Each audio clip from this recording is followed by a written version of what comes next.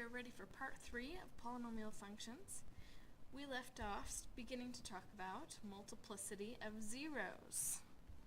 Okay?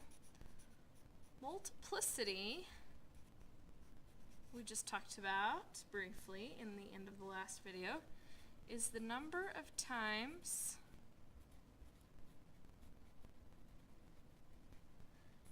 that a zero repeats in the function itself. So how many times that factor happens. Okay? So for example, in the problem we were just doing, we discovered that our function could be represented like this. F of x equals x minus 3 times x minus 3. Or we can actually just shorten that and write it as x minus 3 quantity squared.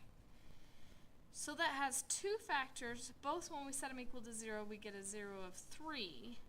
But because of the squared, that means there's two of them. So there's a 0 at 3 that has a multiplicity of 2.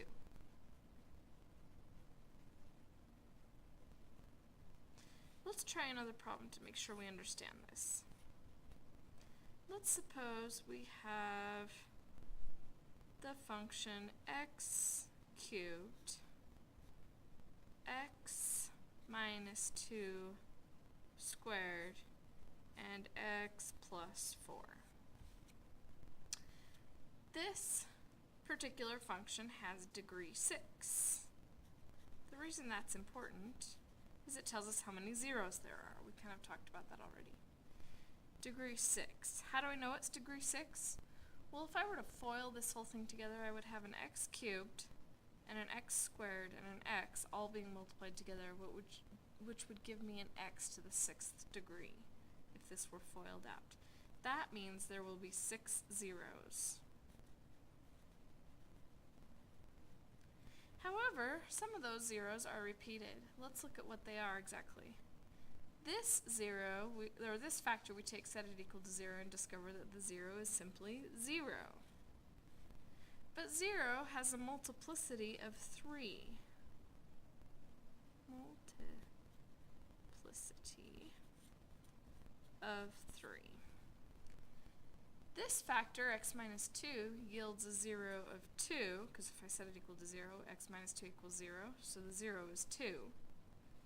And that one has a multiplicity of 2.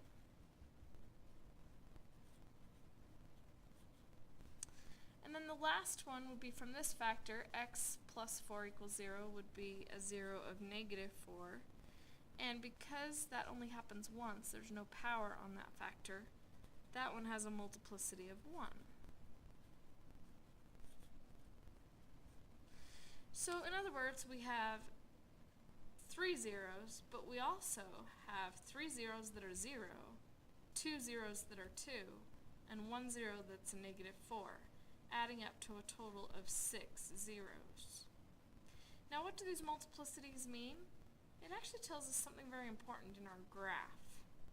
When we have an odd multiplicity,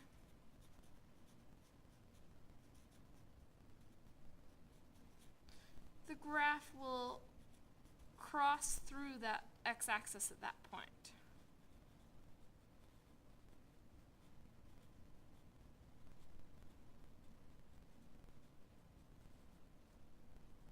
But when we have an even multiplicity,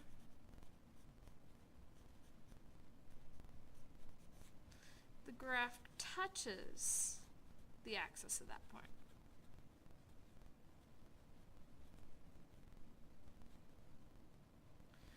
So the fact that we know that this has a multiplicity of 3, this has a multiplicity of 2, and this one has a multiplicity of 1, tells us that the graph at this point will cross through the x-axis. The graph at this point will touch the x-axis, and the graph at this point will cross the x-axis again.